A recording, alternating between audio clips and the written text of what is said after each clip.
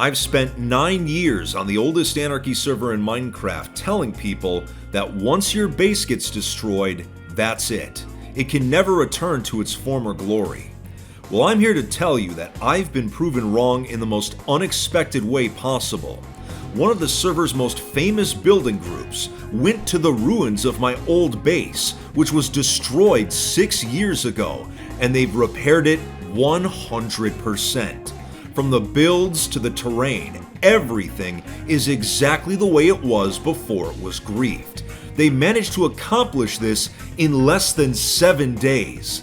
Not only has it been rebuilt, but my old basemates and I have actually been living here for weeks, and we've been getting into all kinds of crazy shenanigans.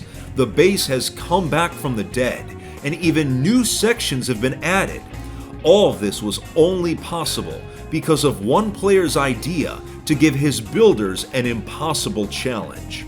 As of me making this video, the project has been leaked, but it's actually pretty funny how it ended up happening. Let's get right into how Aureus City, my old home, against all odds, came back from the dead. I've been dying to tell you this story for weeks now, so I appreciate everyone who hits that subscribe button. If you don't know the history of the base, I'll give you a quick recap. Aureus City was founded in 2015 by two players named Kaneslaw and Takrev. Not long after, other players, including myself, were invited to help contribute to the base.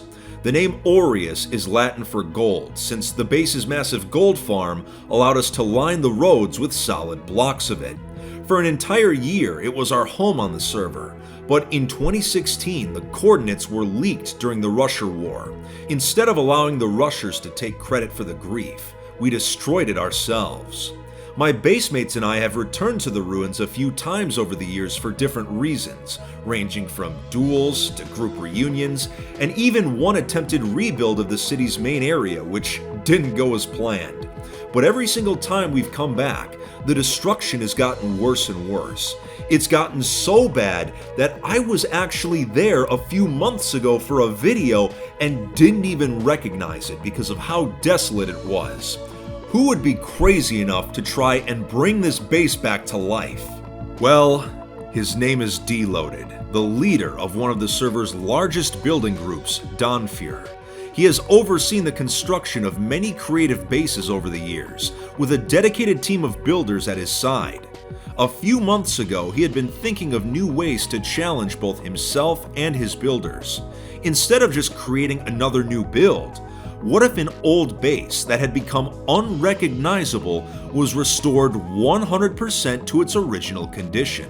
Not just the builds, but the surrounding terrain as well, which often gets absolutely wrecked in the process of griefing. Even going a step further, what if the original base members could be convinced to come back and re-inhabit the city? That would be a true resurrection of a base, something that's never really happened before. Usually when coordinates are public, rebuilding just isn't realistic and bases can never truly come back. Deloaded knew it was time to prove this viewpoint wrong. Together with a team of his most trusted builders, he came up with a plan. Aureus City met all of the criteria for their challenge. The group needed to accomplish 5 major tasks: remove all lava casts and obsidian, restore the natural terrain, rebuild the roads, the core area, and finally, the outer builds. All of this would need to be done in less than a week. The reason was that the ruins of Aureus still received visitors from time to time due to its significance in the server's history. Not too long ago, another famous base, the Valley of Wheat, was completely rebuilt, but it was destroyed just hours after completion, making the entire project a wash. The Donfur builders knew that Aureus could survive much longer if it was rebuilt quickly. With a solid game plan, the group headed towards the ruins, and on July 31st, 2022, the project began. A player named Namo was the first one to arrive at the ruins, and started the long, tedious process of removing all the lava casts. A huge surplus of TNT was necessary to clear everything out. Once the majority of them were removed, they could start the rebuild process.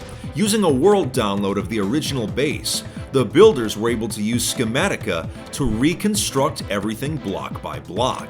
A surplus of materials was required to ensure every build and piece of terrain was 100% accurate. They even had to reconstruct underwater terrain to make the shorelines accurate again. Little by little, the original destruction was reversed. After a few days, the builders had made incredible progress, working around the clock in shifts. Some of the builders, such as Darkemeyer, put in over 100 hours each in a single week, which is insane. A few days in, all of us original base members were contacted and invited back to the base. We were able to get most of the OG members to agree. It was very exciting.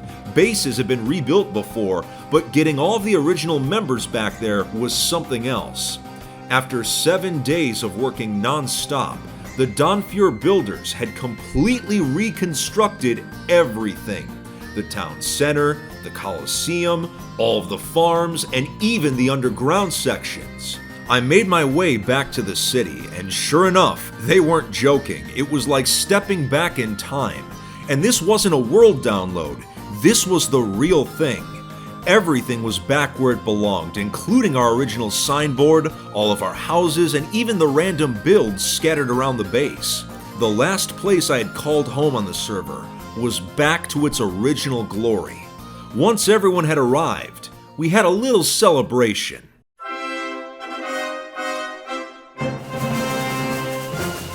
With everyone reunited, we took formal pictures with the building team all over the base to celebrate their amazing achievement.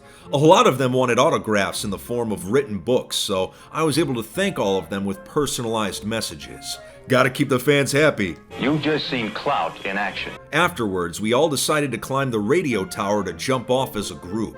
But my old basemate and server legend XCC2 had an unfortunate accident. All right, are we waiting on anyone else?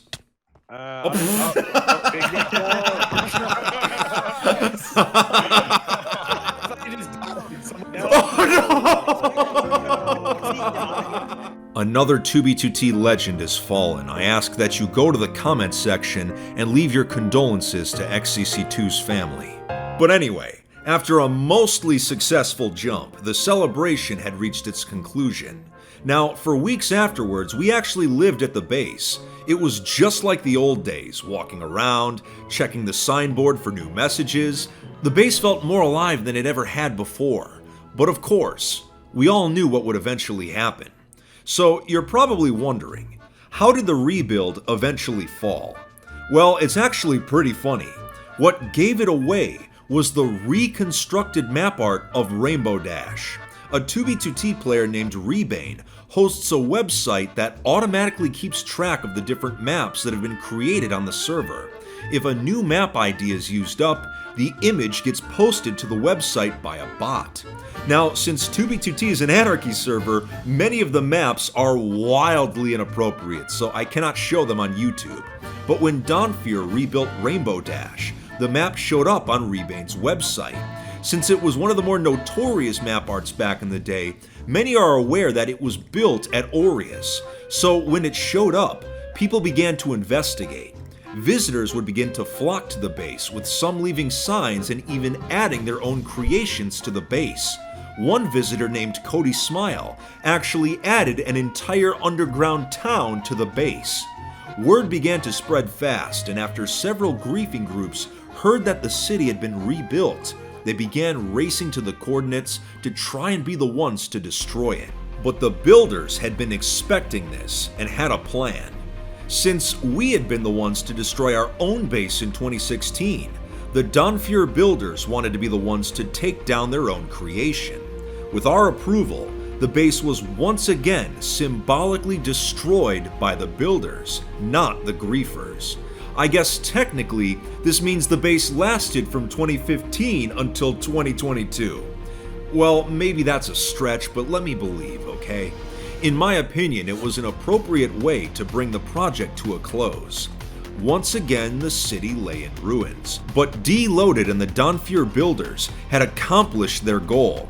They had proven that it is indeed possible to bring a base back from the dead and have the original members live there once more. I'm actually pretty happy that I was proven wrong on this, as I got to re-experience life at my old home, got to see my old friends, and make new ones as well. It's probably the most fun I've had on 2B2T in a while. If you enjoyed today's video, make sure to leave a like, hit that subscribe button, and follow my socials. Stay alive out there, Fit Fam.